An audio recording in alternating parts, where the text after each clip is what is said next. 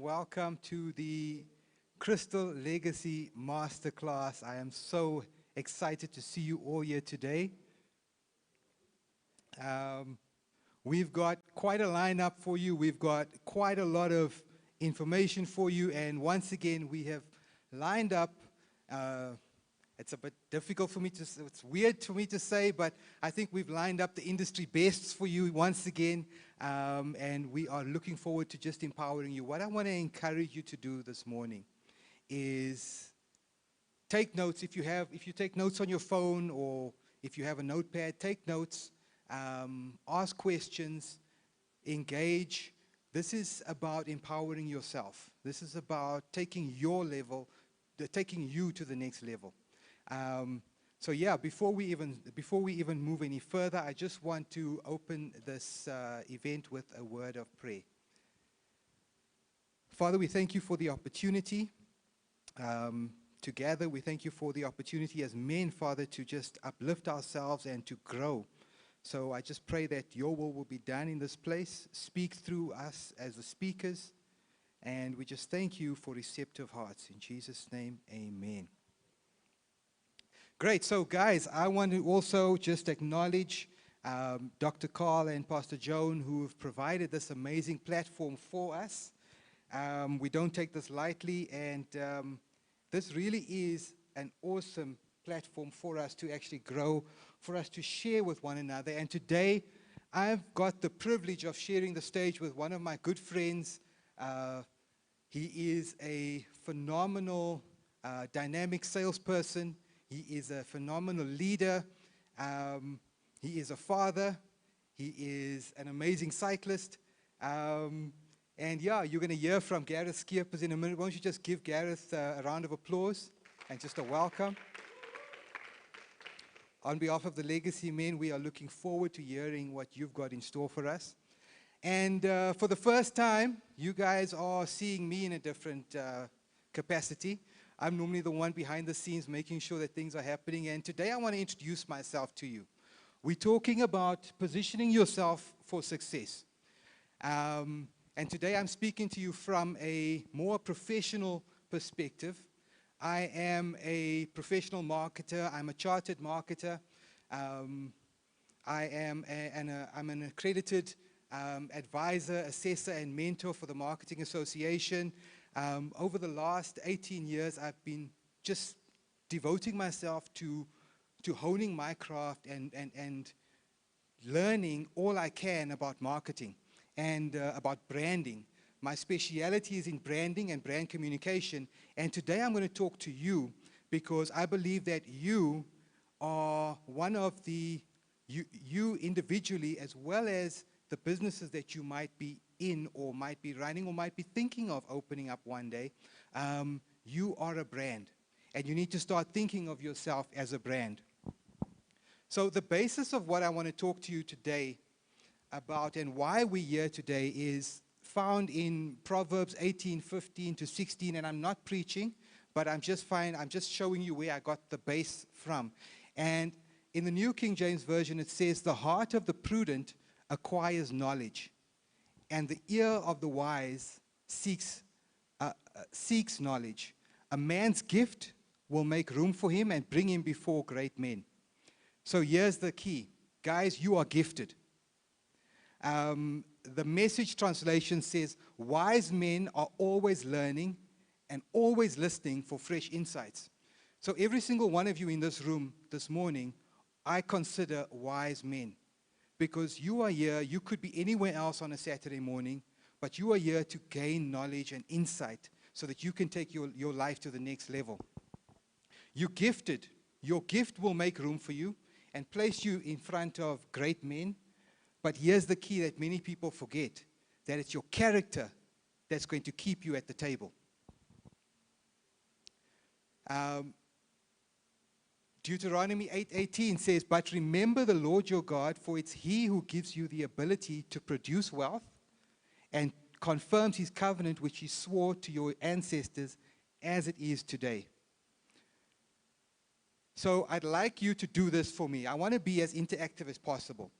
Look at the person next to you and just tell them that you are built to produce wealth. Right, let's go. So I want to challenge you to apply your mind in answering 3 questions. In positioning yourself for success, you have to answer 3 questions. And those 3 questions is simply this. 1, who are you? Number 2, what do you do? And number 3, why does it matter?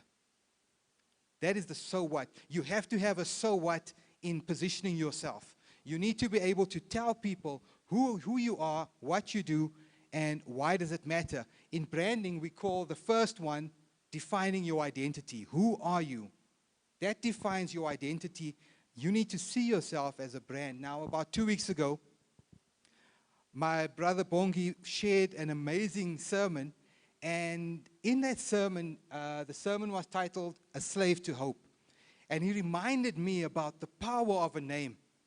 I don't know how many of you were in that message, how many of you streamed it, and how many of you remember it, but Bongi Nkosi actually said, and let me just correct myself there, Bongi Nkosi actually said, that he mentioned, he said, "My name is Bongi Nkosi," and it means giving praise to the Lord. Am I right?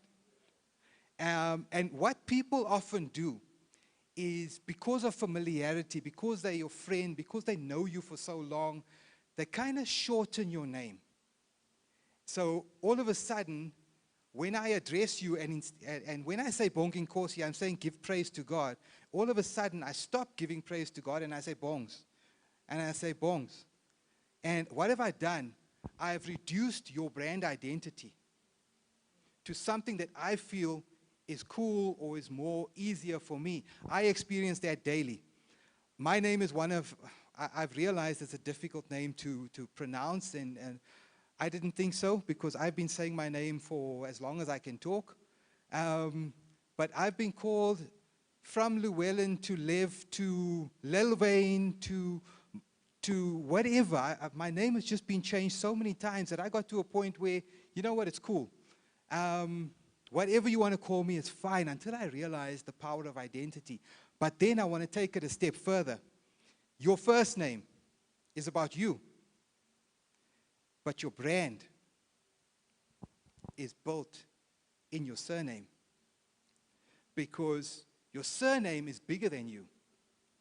Remember, we're talking about positioning yourself for success and seeing yourself as a brand. So when you see yourself as a brand, you need to realize that what you do as a brand is not about the individual, but it's about the collective. And when you start seeing yourself by your surname, by your family name, that's what a surname really is. A surname speaks of my clan, of my family, of my tribe. When I start seeing that, seeing my name, like people used to always say Mr. Oliver, and as I was growing up, I was cocky, and I used to say, well, Mr. Oliver's my dad. And when the debt collectors used to phone asking for Mr. Oliver, I'd say, sorry, this is going to sound bad, but I would say he died a few years ago. And I would answer if people responded to me as Llewellyn, or if people called me Llewellyn. But until I realized that, you know what, the power in my family name, I need to embrace it. So I want to just show you why it's so important. So by the time you leave here today, you're going to be thinking of yourself as a brand. Everything you do is going to be with that brand focus in mind. So on the screen, behind me, you're going to see a bunch of brands, from Armani to Chanel to Disney, Ford, Ferrari, Lamborghini, Porsche, Rolls-Royce. There's one common denominator amongst or between all those brands. Can anyone see it? Can anyone tell me what's common? What does Armani and Hilton and McDonald's have in common? Anyone? Take a guess. Right, they've got a logo. Say that louder. Surnames. These are brands, global brands, built on family names, built on surnames. The majority of these brands appear in the global top 100 brands. A lot of these brands have stood the test of time. You can see from Mercedes-Benz, that's a brand that's made up of a first name and a family name, Mercedes, Jelinek, and Carl Benz. McDonald's, made up of from Dick and Maurice, the brothers Dick and Maurice McDonald's. Walt Disney, Chanel, from Coco Chanel. Rolls-Royce, Charles Rolls, Henry Royce. When you start seeing yourself as a brand, you enable yourself, you give yourself the permission to position yourself for success. Why do you want to see yourself as a brand? Who likes cars? Who loves cars? I'm a petrol head. I love cars. If you could buy any car, Jody, what would you buy? A Bentley. Okay. Anyone else? If you could buy any car, tell me, what would you buy? A Lamborghini. Yourself? A BMW. Right. Now why? Now this is the key. Why you want to see yourself as a brand is because did I have to try and sell you the car did I have to try and sell you a Bentley? Does anyone have to sell you a Lamborghini? People don't need to be sold brands. People buy brands. So if you want to be successful in life, if you are a brand, people will buy you. When you go for an interview, I'm a brand. I carry myself as a brand. I walk into the room with the confidence of a brand. I don't have to sell myself to you. My brand is doing it for me. You're going to want to buy what I'm putting on the table. And that is why it's so important for you and I to see ourselves as a brand, because what is a brand? A brand contains a logo. A brand has a name, but that's not what a brand really is. Does anyone want to guess what a brand really is? Yeah? You close? That's a big element of it. Yeah? A brand is trust. Nothing more, nothing less. I either trust you or I don't. And your brand is trust. So while brands have logos, they don't live in the logo. They don't live in buildings. And we need to remember that brands live in one of the most difficult spaces to actually conquer. Where does a brand live? A brand lives here. A brand lives in the heart and in the mind of people, because You know, we grow up and we're told that you've got to look after your reputation because you only have one. The reality in a brand world is that you don't have one reputation. Your brand reputation is different depending on who you talk to. For example, for the longest time, I had a terrible taste in my mind and in my mouth about the Green Bank. And it was unnecessary. And for years, I didn't want anything to do with the Green Bank. Now, for me, that was their reputation to me. That's how I saw them, that they weren't interested. And then the Turquoise Bank appealed to me because they had all these cool things.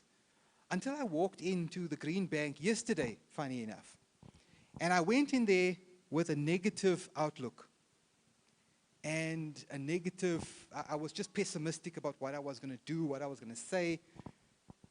Until this lady that epitomized brand brought this level of trust that I'd never experienced. Because, some context, I started my journey in life, my working journey at the Green Bank.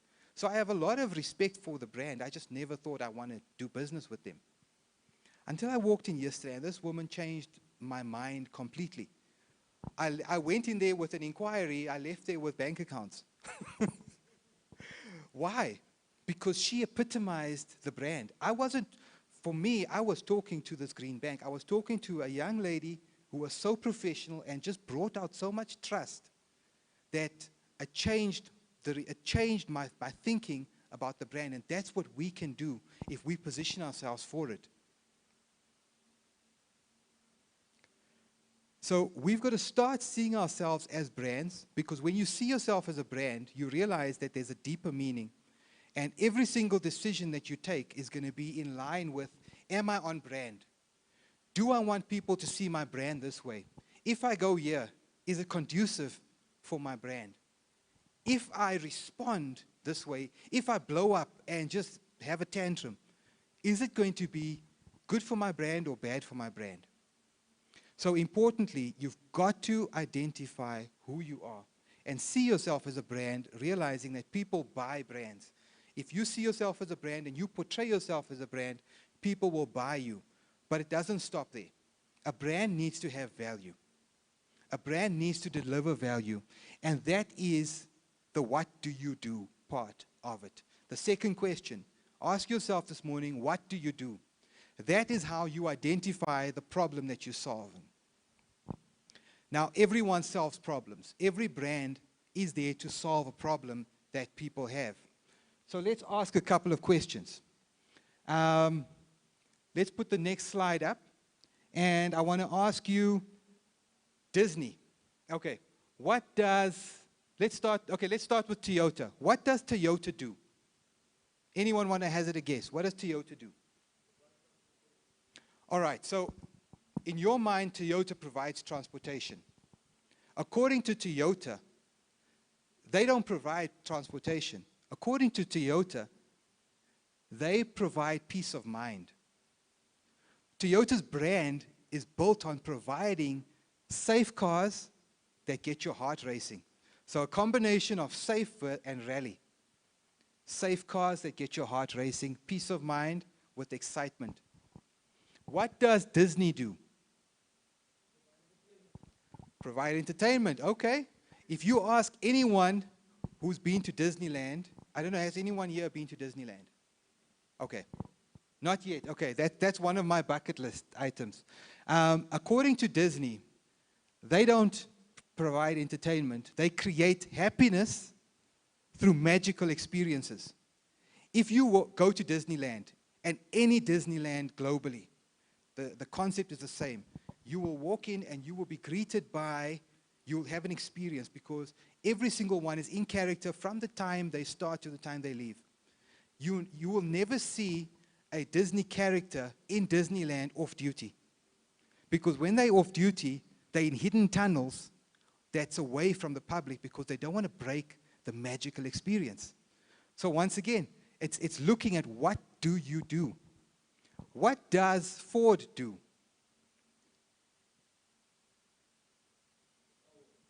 Okay. Ford says that they help you go further. So Ford's brand is we make you go further. So how do they do it? How do they do it? Yes, they provide cars, but because a practical example, they pivoted with the rising price of petrol and the rising fuel prices and global warming. So what did they do? They started changing their technology. They started innovating. They still help you go further, but now a 2-liter Mustang can give you the similar output as a 5-liter Mustang. Less fuel consumption, same power output. So what do? They make you go further for less. Does anyone know the last logo on the screen? Does anyone want to tell me what does McCabe's do? No, he doesn't. He doesn't sell you cheese. You want to take another? Ashwin, what do you do?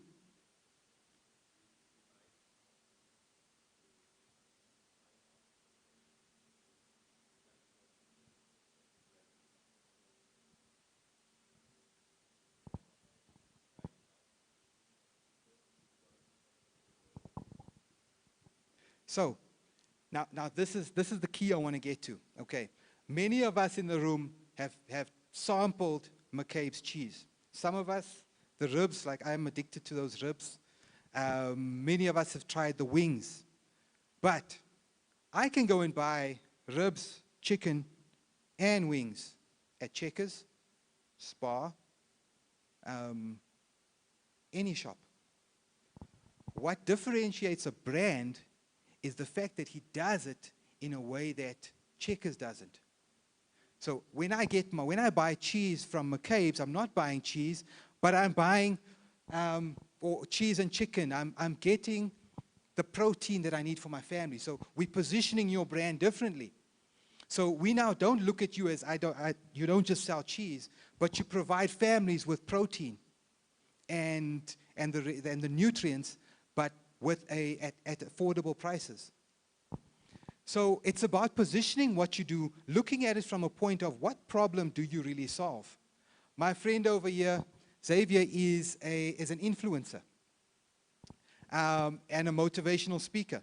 If I had to ask you, what do you do? What would you say?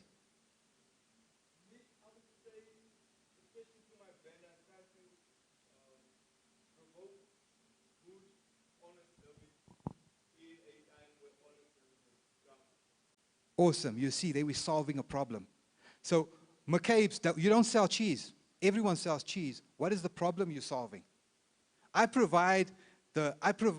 if I was McCabe's, I would say, I don't sell cheese. I provide the solution for your child's lunch. All of a sudden, there's a problem you didn't know you had, and a provider you didn't know you need. So I don't have to sell you my product. You're going to buy. Because I've highlighted your problem and I've shown you that I can provide for it. Why does it matter? People always say, well, I'm not a salesman. I'm not selling a product. If you're not a salesman, you still need to articulate. You need to develop yourself as a specialist. I said when I started that I've spent the last 18 years developing myself as a specialist. And I used to always say, fake it until you make it. It took me 15 years before I could afford to go and study and get the paper. But before I had the paper, I was advising brands like Hollard and SABC on their brand before I even had the qualification. You've got to spend time and position yourself as a specialist because that's how you articulate your professional value. The value that you offer. What is your core competencies? What do you do? What are you extremely good at? And remember, from our last session, Victor taught us how to do an elevator pitch. So you need to be able to articulate that in 60 seconds. Can you do it? Have you spent time defining who you are, what you do, and why does it matter? Remember what Victor told us, if you can recall those nuggets. If you're a financial planner, are you really a financial planner? Don't you help families save money so that their children can go to university? If you're a business coach, Are you really a business coach?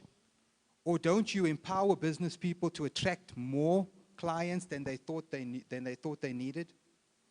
If you work in a bank and you're a bank teller, are you really just the person taking money and paying money out? Don't you help people manage their day-to-day financial complexities and their financial affairs? If you're a mechanic, are you really just a mechanic? Don't you help solve complex mobility challenges to help people move forward?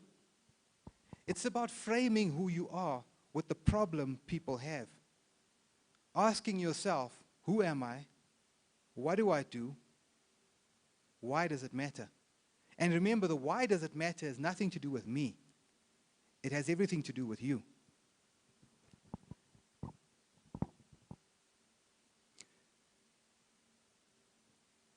Now, you've defined your identity, you've identified the problem that you solve, and you've articulated your professional value. How do you position yourself for success? Now, Interbrand's done a study they do an annual study of the 100 most valuable global brands, and in the 2020 study, this question came up as key. What is a brand's role in an anxious world with anxiety, with uncertainty and fear? How can brands build economic resilience and individual confidence? Now, I want to ask you, because you're a brand, what is your role in this anxious world with uncertainty and fear? How can you build economic resilience and confidence? That is how you need to start looking at these questions. The fundamental priorities don't change. They don't just apply to the top brands. It applies to you because you're a brand. Your business is a brand. Your side hustle, if you have a side hustle, many people have 2 or 3 side hustles nowadays. Many people have businesses, family businesses. Many people work in organizations and corporates. These are all extensions of who you are. It's all part of your architecture. Remember that if you treat yourself, if you're self-employed, if you treat your company, if you're employed, if you treat your side hustle like a job, all you're going to do is you're going to earn a salary. Positioning. If you treat yourself, your company, your side hustle like a brand, you're not going to earn a salary, but you're going to earn dividends. How do we do it? What are those 3 fundamental priorities? Number 1, it takes courageous leadership. To create hope, leadership must be driven by perspective, purpose, and not immediacy. So look at the brand on the top corner there, the McDonald's brand. Started by 2 brothers. And it took them years. They developed this concept.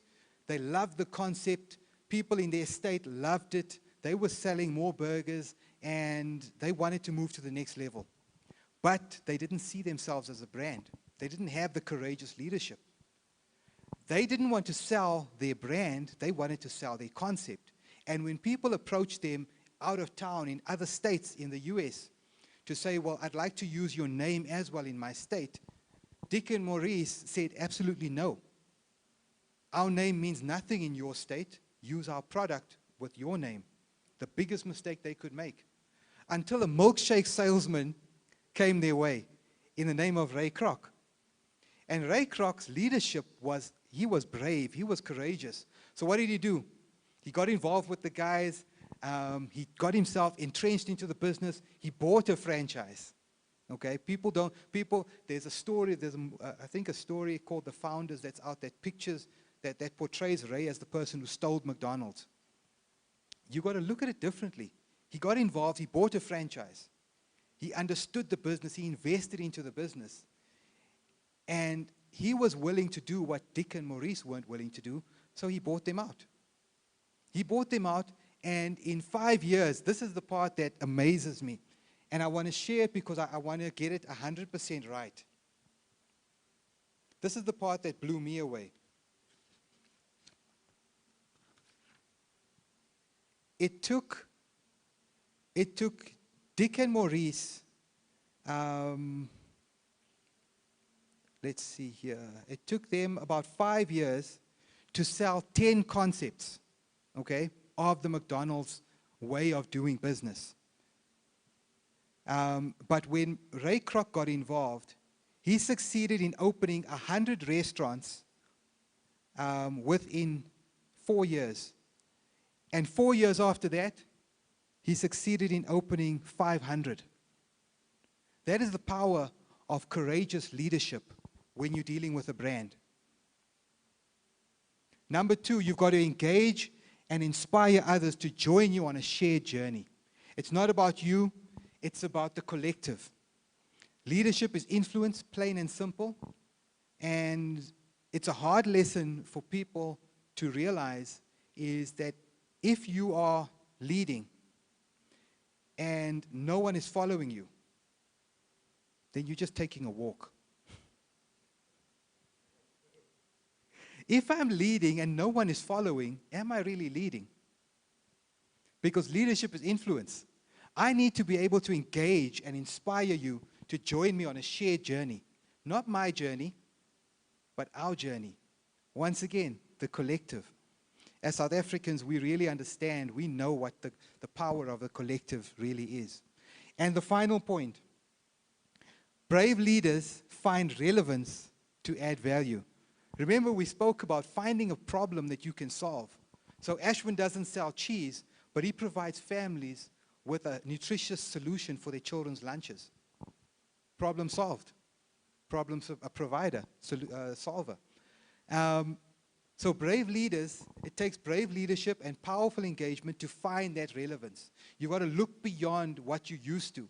Look beyond how people see you and see yourself as a problem solver. That will lift you from indifference and make your choices more meaningful. Remember, people buy brands, they don't need to be sold brands. I love a Lamborghini. That is the ultimate dream in my on my vision board. But if you look at Lamborghini and how he started that, or how he went from farmer to prisoner of war, okay, to building tractors, to creating one of the most iconic supercars of all time. It's about finding relevance to add value. What did he do? What spurred on Lamborghini supercars? What took him from tractors to cars? He had words with Enzo Ferrari. His car gave him hassles, and he had ongoing problems with the clutch. And being a mechanic, he decided, let's check what is wrong with this clutch. He opens up, he sees that the same clutch that he paid $1,000 for to Ferrari cost him $10 when he was building his tractors. So when he approached Enzo Ferrari about this, Enzo Ferrari said, what do you know? You're a farmer. So he decided there and then, I'm going to show you what a car should be. The company went through trials, the company went through trouble, went through different ownership. But the bottom line is, it was brave leadership and powerful engagement to find that relevance. He realized that there was a problem with the ultimate sports car of the day. How can we solve it? How can we be relevant to this target market, to this audience? So brave leaders find relevance. So the 3, guys, you need courage. You need to engage and inspire others to join you. And you need to find relevance to add value. You can roll the video.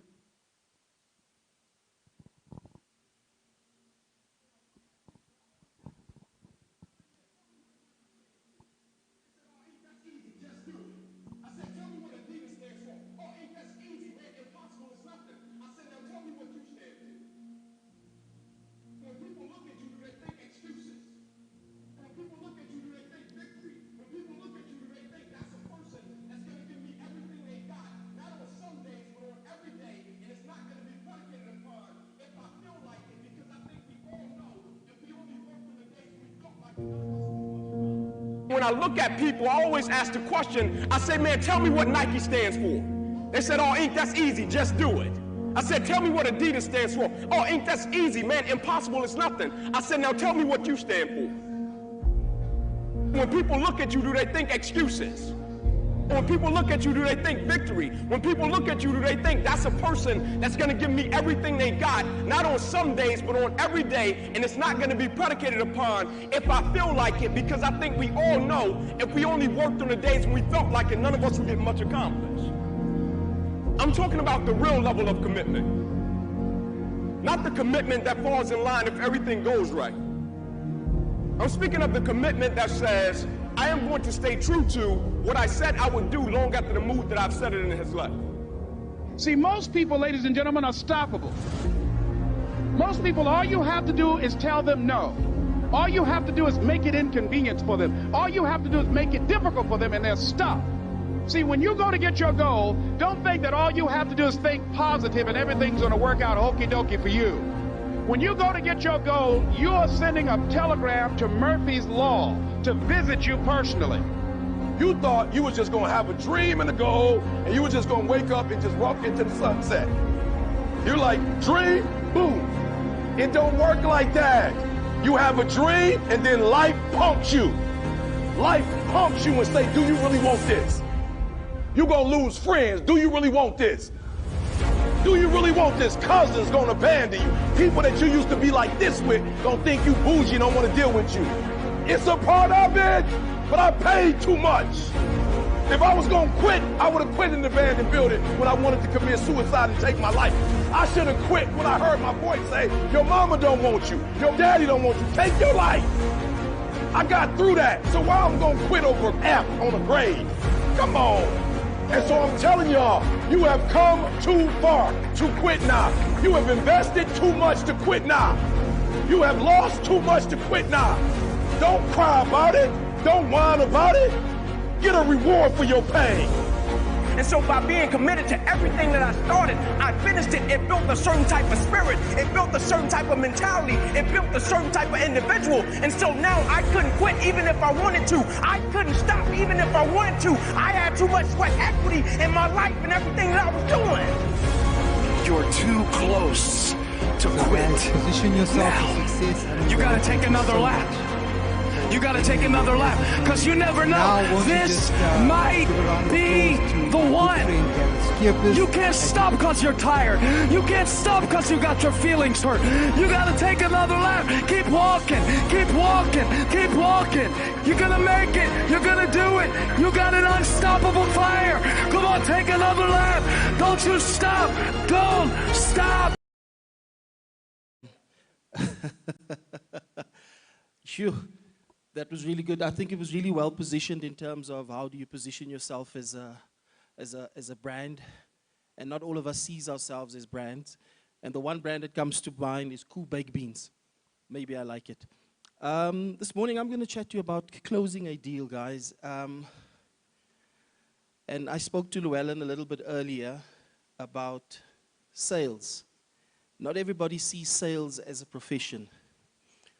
A salesman is a professional because there's lots of items that goes hand in hand with it. But also at the same time, you need to be professional and positioning yourself. I really like that, Llewellyn. Do we have that first slide of mine? Okay, I'm going to talk about 4 stages of sales on how to close a deal. And it can be 4 stages, it can be 6 stages, it can even be 10. But it all depends who's doing it. So the first stage, that would be obviously where the lead gets generated. Someone passes you on the lead. You look at the lead. You understand the lead. Obviously, you know your product that you are selling, be it milk, be it cheese, be it chicken, be it ribs. You would know how to qualify your lead. And once the lead has been qualified, you'll obviously know the customer is interested in your product. Then you move on to the lead conversion. Now, that's where you're going to look at, how am I going to close this lead? What am I going to do? Who am I going to see? How am I going to understand it? And it's pretty basic. It's 2 steps that you followed. You get the lead. The second one, you qualify the lead. Once that lead has been qualified, you'll try and understand if it will become a sale. You will see that I have on top there the long game, the short game. I'm not talking about golf, but I will go deeper into that in a couple of more slides of mine. By the way, I have 110 slides here. Stage 3, very integral stage, because that's where you're looking at closing the deal. And this is where most of our sales individuals lose the deal, because the salesperson loves their voice. Ask me, I know. This is a stage where you need to keep quiet. You need to listen to your customer. You need to understand what your customer wants. Your customer will explain to you, this is what I need, this is how I need it, and you need to start probing. Why do you need this? Have you thought about this? Don't start selling, because that's what we do. As soon as you walk in, you start selling. Understand your customer. Something like a doctor. You walk in, the doctor, what's wrong? My throat aches, my head aches, I have a pain in my big toe. This is happening. The doctor says, take a Panado. So once all of that has been done, you've listened to your customer, you've understand your customer, the probing is done, you understand what your customer requires. You can build a solution, maybe on the spot if you do. But remember, this is a compressed one. We're not going to go deep into that. You can build a solution on the spot, or you can offer a solution. Once you offer the solution and your customer starts nodding his head, could be another session that we could set up, reading the body language of your customer. When you say something to someone, someone normally goes yes, or if they cross their arms, you know for a fact that this person is closed up to my suggestion. Don't be afraid to ask the deal. Ask for the order. There's certain ways you can ask for the order. You can say, normally it takes us 2 weeks to produce this type of quantity. By when do you need this? I need it in the next 3 weeks. Then your answer would be, if I get the order today, I can produce. So there's various probing ways where you can encourage your customer to give you the order instead of saying, can I have the order? Or the next one could be, can we have the order so we can deliver tomorrow? Or, being bullish, do you want 2 or 4? No, we just want 1. Okay, which means you can now say, you want 1, when can we deliver? You didn't say, can I have the order, but you're probing. When can we have the order? So suddenly you have the order, but don't forget payment, because you do have your accounts team that will be on your back if you don't get payment. So once you've got the order, what's the next step? I have the order, I take the order in, I process the order, get it delivered, I walk away. A salesman, as soon as he has his commission, what does he do? He runs off to the next customer. So I spoke earlier about the long game and the short game. Short game is you take the money, you put it in your pocket, you run off to the next victim. Correct? I think I've been guilty of that, doing it many a times. As soon as I have the sale, as soon as I have the commission, I'm gone. But us as salespeople, we need customers. That's playing the short game. You need a customer. I sell to you today. Tomorrow I need to make sure I follow up with you, which is very important, to follow up with your customer. Did you receive the goods? Was it what you ordered? Customer comes back, yes, I'm happy, but I need training. Maybe he needs training. You go offer that training. Once you're there, I know we spoke about 4 stages, but this is the fifth stage. Do you know someone else that would require the same type of solution I've offered you, sold to you? Yes, I do. So what does this do now? Your customer will introduce you to another customer. And that customer will introduce you to a different customer. So hand in hand, what Llewellyn spoke about, positioning yourself, it goes exactly the same way. You need to ensure you position yourself correctly. Understand the short game, understand the long game. Some customers will definitely tell you, no, I don't know anyone, thank you. But it does not stop you from following up. And I'm not saying just follow up so that you can get another customer, because now you will gain a customer for life. Your customer will ask you, you will sell tea, but your customer will ask you about coffee, purely because of how you advised your customer and the process that you've taken your customer through. A customer is a human being. A customer will spend more money if they feel that you've treated them like a customer. I personally, I'll spend my money where I want to if I get treated the way I want to be treated. Because at the end of the day, it's your money. And you have the right to spend your money where you want to. But you'll spend it where you're comfortable. I know I've rushed through it. But I don't think I rushed through it. If we can go to the last slide. I've just put up the four stages that you could see what I spoke about earlier. It's the lead generation. That's where your lead gets generated. You first need a lead before you can get a sale. The lead qualification, the lead conversion, sales management, or some call it deal closing, and then the post-sale. Immediately after that sale, you need to follow up with your customer. I'm going to ask you guys if there's any questions. I'd like us to have this as an interactive session. I don't want to just throw at you, but I'd like you to throw back at me as well. I think I have a bit of knowledge about sales. I think I've been doing it for almost about 20 years plus. And I do see myself as a sales professional.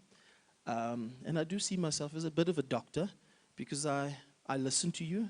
And then after I've listened to you, I prescribe to you what you require. Is there any questions in the crowd? Yeah?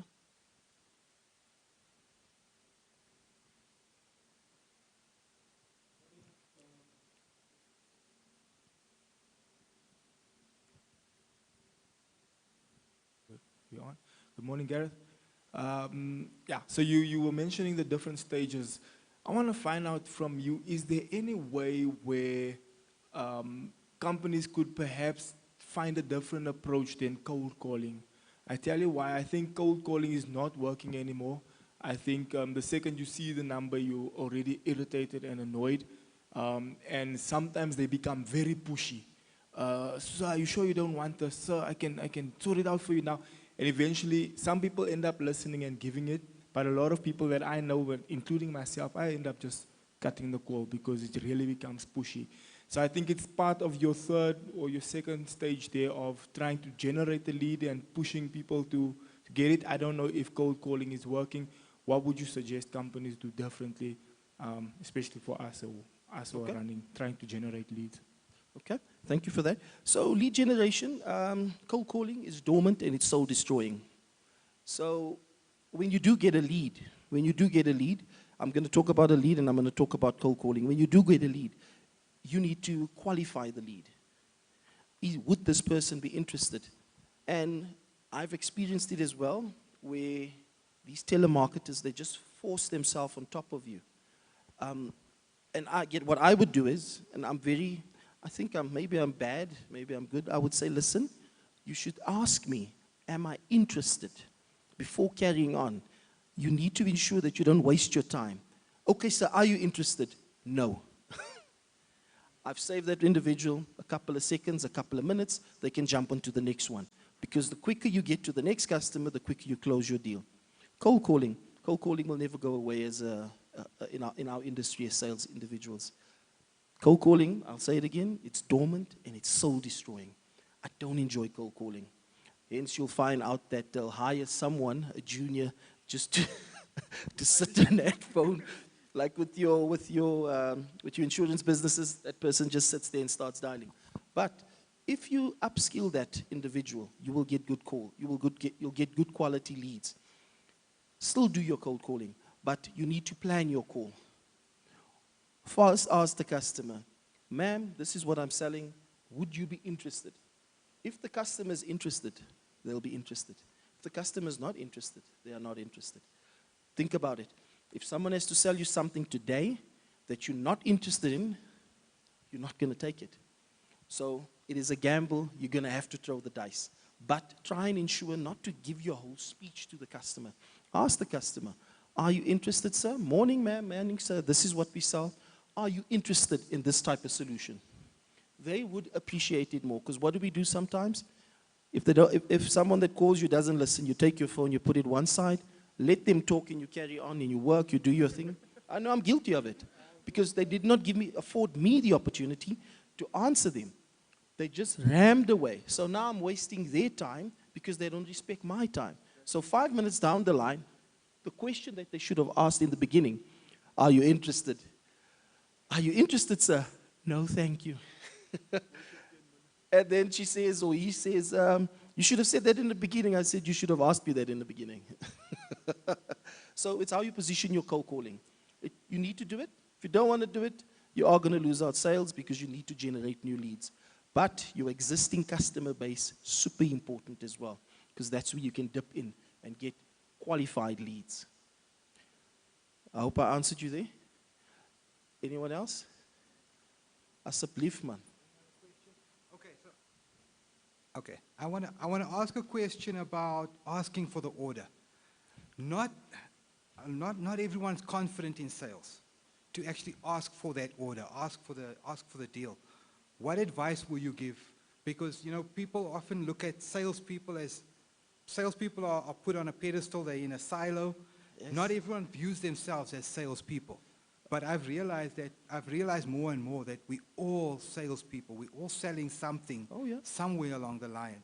But what advice can you give to someone who's nervous, who's shy, who doesn't feel they have it in them to actually ask for the deal? I'm going to give you an answer. I'm going to answer you. It's a rhetorical question.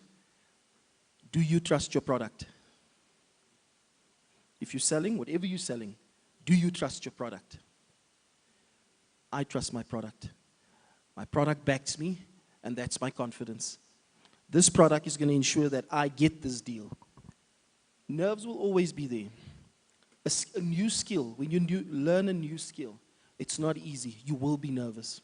You will make a mistake. You'll make another mistake. Believe me, the fourth time, you will have it bagged down. So make the mistake so you can perfect it. But trust your product. If you don't trust your product, don't sell your product. If you don't trust it, I hope I answered you there, Llewellyn. If you don't trust your product, don't sell your product. If you're just in it because I know sometimes we just do deals just to get that cash and run away. You know it's a bad deal, but know for a fact you're not going to get a customer that comes back to you.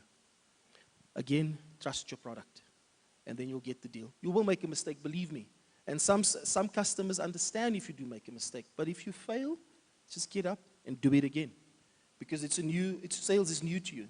If you've been doing it for many years, listen, there's times when I have to start a new job. I don't understand the product, but I understand the concept of the product. And I make sure that I start trusting that product. I sit with the product managers. I sit with the engineers. I ask them, what is the biggest problem with our product? They explain, this is the problem, but this is how we fix it. This is what we experienced in the past, and this is how we fixed it. So when you do sit with your customer, and they throw these funny curveballs and say, yes, fully aware of that. This is how we fixed it. This is how we killed that bug. That's why this bug has been fixed. But trust your product. Any more questions, guys?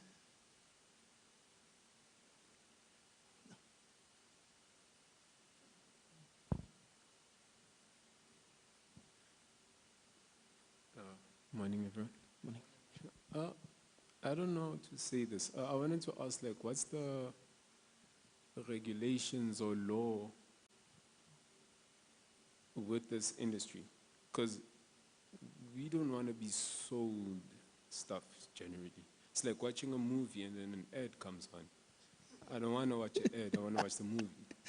So sometimes you go to the supermarket and then people come up, hey, can I have a minute of your time, this, that, that.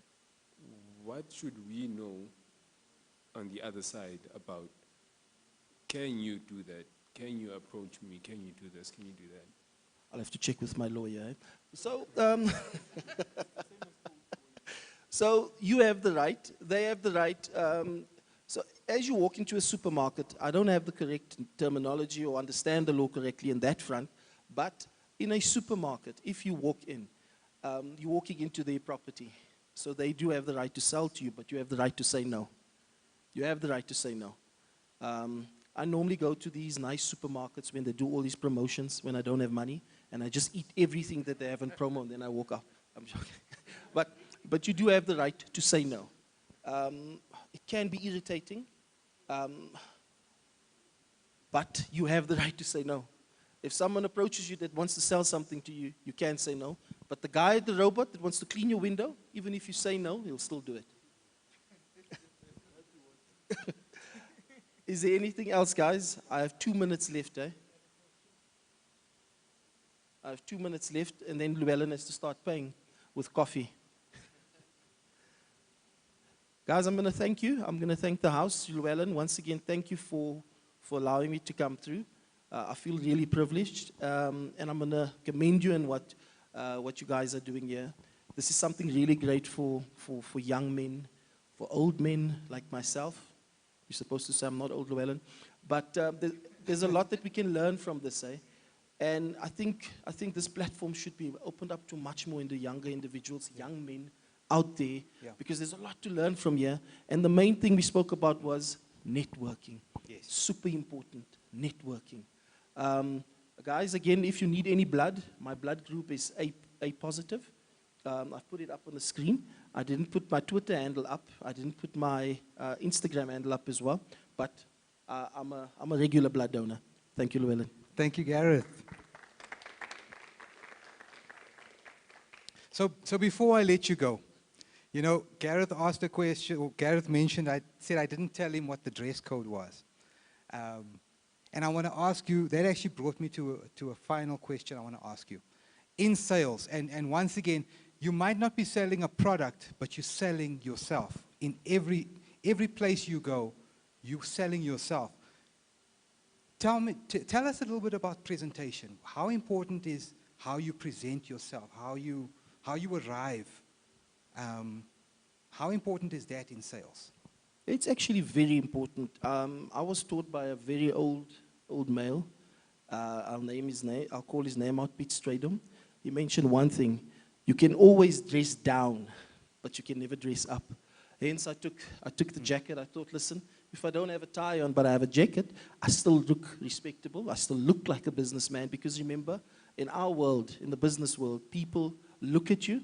He doesn't look professional. Look at his car. He doesn't drive a fancy car. I'm not saying go buy that big car just to get that deal, because you might not get it, but it is super important. Words that needs to stick: you can always dress down. You can take your tie off, you can take your jacket off, and then you're like everyone else in the room. But what if everyone else in the room has a jacket and a tie on, and you don't? You can't dress up because it's not with you. Your jacket goes in your arm, your tie goes in your pocket. So always dress up and not down. Awesome. Thank you very much for that advice. Guys, if there's no other questions for either Gareth or myself, any questions, any comments? Going once, going twice.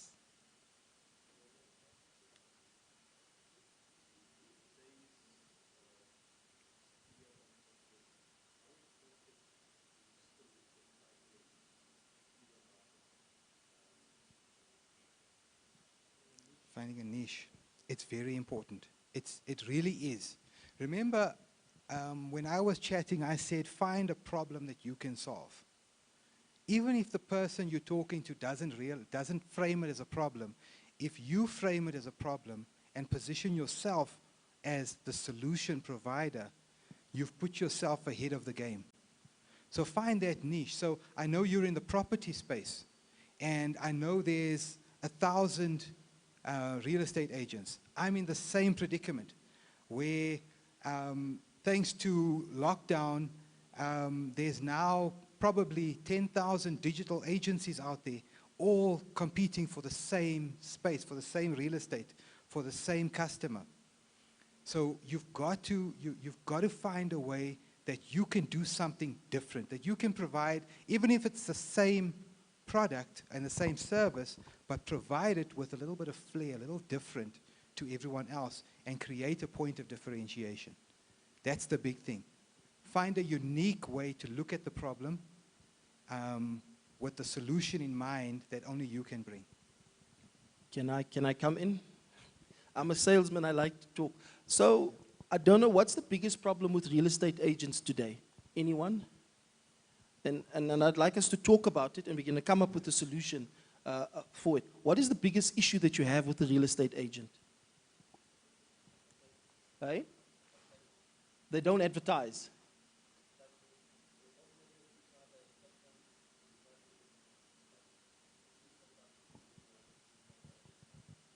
Okay. So, customer service on top of each other. So one is customer, no feedback. The other one is, I think their marketing is poor. So firstly, they need to get Llewellyn. So firstly, you need to get... See why we need salespeople. So with that two problems that I've just listened to, the one I already know how I'm going to solve that. There's a third one. Yes, like a no begin it. Oh, there we go. So customer service, unethical behavior. Customer service, unethical behavior, we'll put them together. The one where you say on top of each other, does it mean the advertising sits together?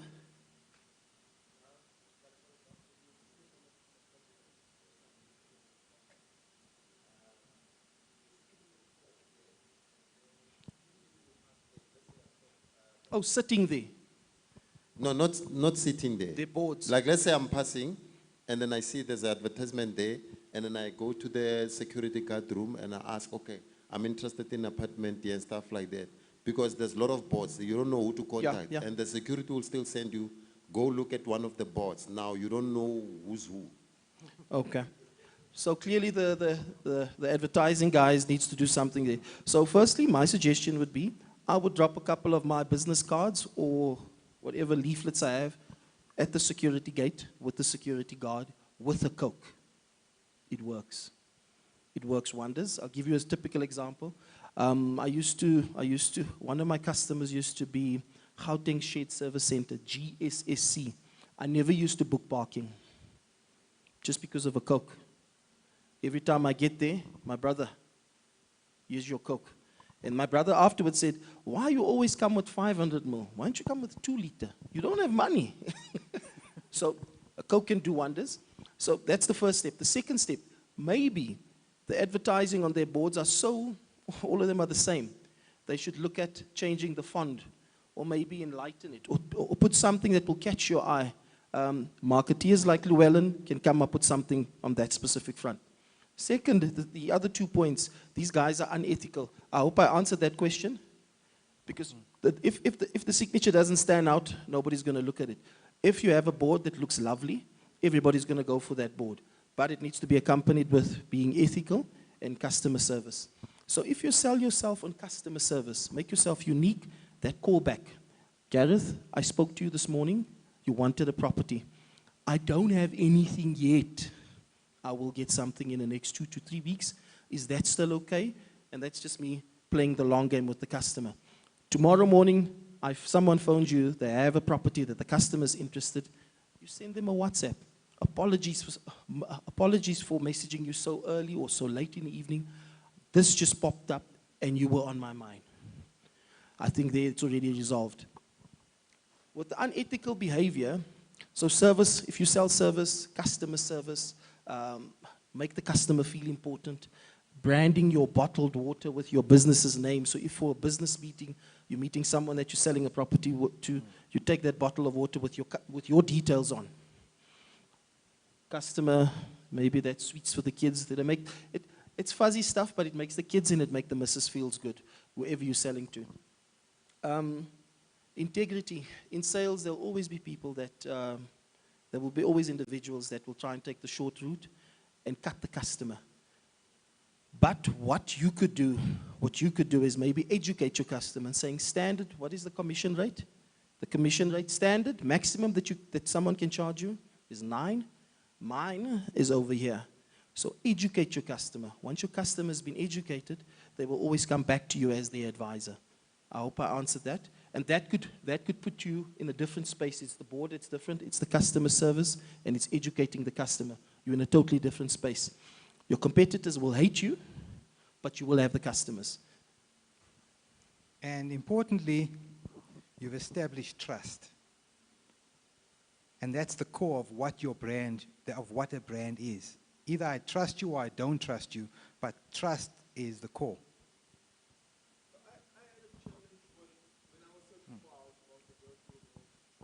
So in in the game of searching for a house, just to jump onto what experience I had with one of the agents, is that number one, they were marketing the house for like almost quarter of the price down. When later on, when the agent left and we were engaging conversation with the lady, she's like, no, that's not what I'm asking for the house. Let's say the house was 2 million. The host said, no, it's going for 1.7. No, we're actually looking for 2 million.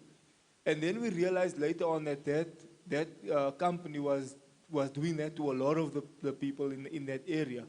So what also begins to happen is that the company ends up building a bad reputation for itself. And then people later, because people, word of mouth is a thing. People speak amongst one another and they speak to each other, and then later on you find, no, don't use those guys. They do this and this and this. They're unethical. So I think that's also a big red flag that the guys get wrong. They're unethical and they forget that people speak amongst one another, and later on it comes out as an issue. Brand identity. Yeah. Yeah, that is so true. They killed their brand identity. Yeah. So I don't know why that salesman marked the price down. I would have pushed the price up, because that means my commission is more. So you start high and you finish low. You don't start low and finish lower. Awesome. Any other questions, guys? Jay? I want to find out, what are you doing in an instance where your competitors are, they start rising up to the occasion? And apologies for bringing this example up, but let's take DSTV for an example. So there is word on the street that if another, let's say, service provider provides sport, DSTV, will kind of, discontinue with people, using it because of Netflix and so forth on. So what do you do in that case? Do you start lowering your prices, or how would you go about dealing with that? I trust my product. The content, I'll go into it. The content that's currently being provided, damn good content. Linear TV is going to be around for a very long time. Netflix, there's a market for Netflix. I don't want to go in front of my TV and search what I want to watch on a Saturday afternoon after our long rides. Yeah. I just want to go sit in front of a TV and vegetate. In an instance like that, if the competitor comes, we'll sharpen the tool. The tool will be sharpened. There's a lot of investments that DSTV does with Mzansi, with filmmakers. There's a lot of investments, so it's going to be very difficult for that competitor to come in and do what they have to do. That's a good question, and it also talks on the brand building side as well, because what they're doing, and you can apply this in any area that you are, because competitors will come. Even if you carve out such an amazing niche, like MultiChoice did. I mean, MultiChoice brought the revolution in viewing for South Africans when they entered our market in the 80s. They changed the game. But they also knew that competitors would come. So what did they do? They didn't just sit back and say, well, people will come to us because of the shows. What they did was they went out and created engagement. Remember, we said how important engagement is. It requires engagement, and you want a shared journey. So I know from looking on the outside, from a brand or a marketing perspective, I can also say, well, I know that they're investing X amount in the future, because I know of those programs that they have are creating such affinity. And affinity is a key word in marketing and in brand, in establishing a brand. They're creating an affinity with local filmmakers.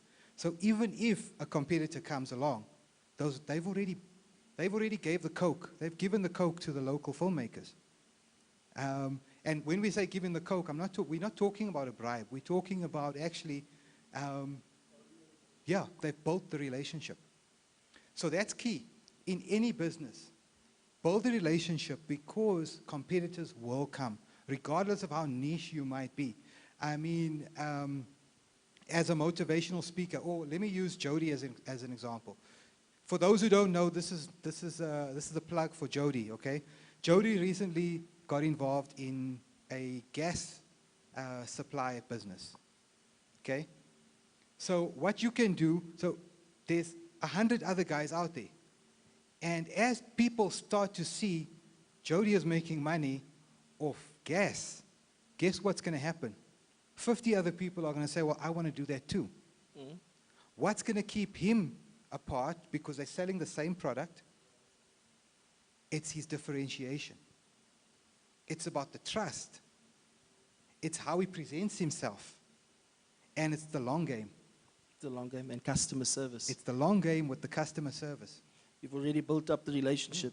So if a customer wants to leave you, and it's a real good customer, they'll come and say, Gareth, I'm going to start buying gas from Jack.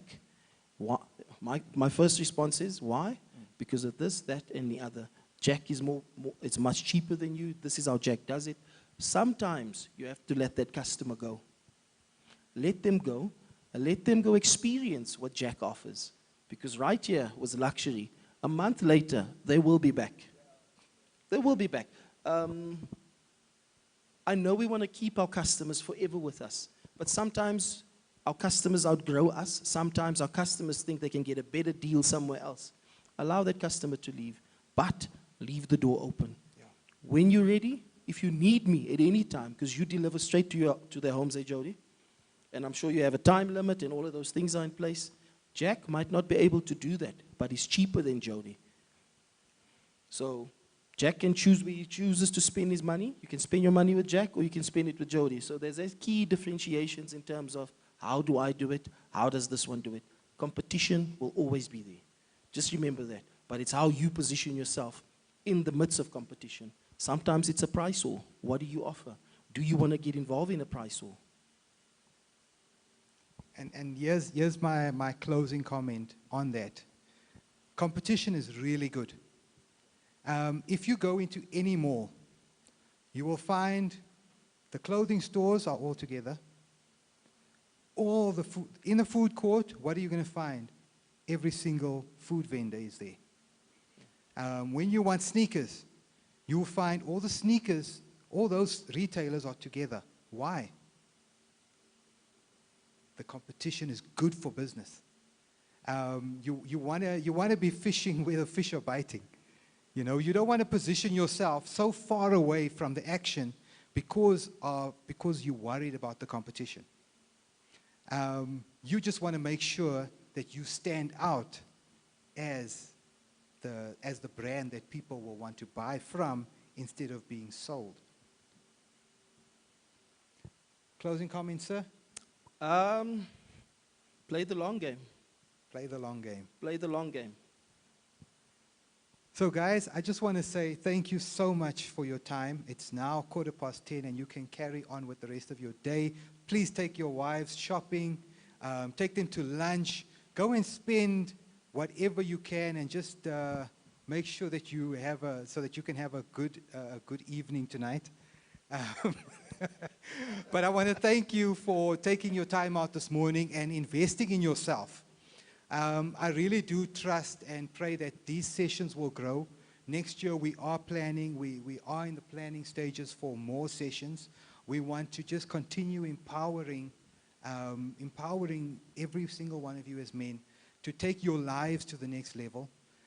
We're already in discussion with industry professionals and leaders for next year's calendar. So this is our final event for 2021. It's been a fantastic year, and we're looking forward to what God has got planned. And I'm looking forward to seeing the brands being developed in each one of you. You guys have been empowered. There's a lot. If you have more questions, Gareth's email was on the screen. You all should have my phone number. My details is also freely available. But please engage. We want to empower you. We want to see you grow. We want to see you take your life to the next level, and this is where you do it. Invest in yourself, invest in your growth, never stop learning, never stop growing. Enjoy the rest of your Saturday. Thank you for joining us this morning. and God bless.